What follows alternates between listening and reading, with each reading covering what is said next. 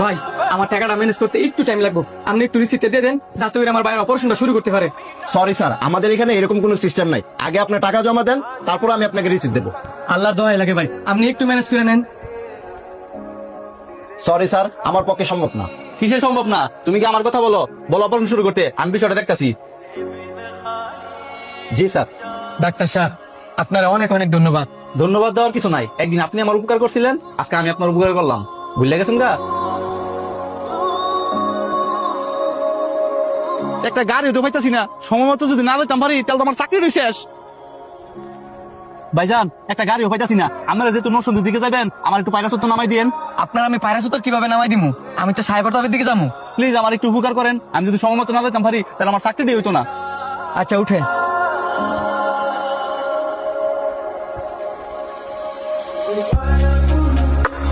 ভাইজান ভালো করে ইন্টারভিউ দেন, তাহলে আপনার জন্য শুভকামনা রইল।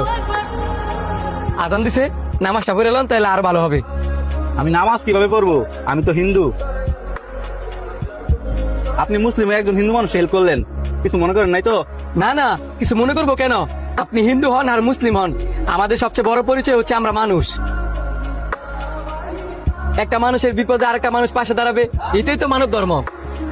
আপনি আর দেরি করেন না, তাড়াতাড়ি ইন্টারভিউ দিতে যান।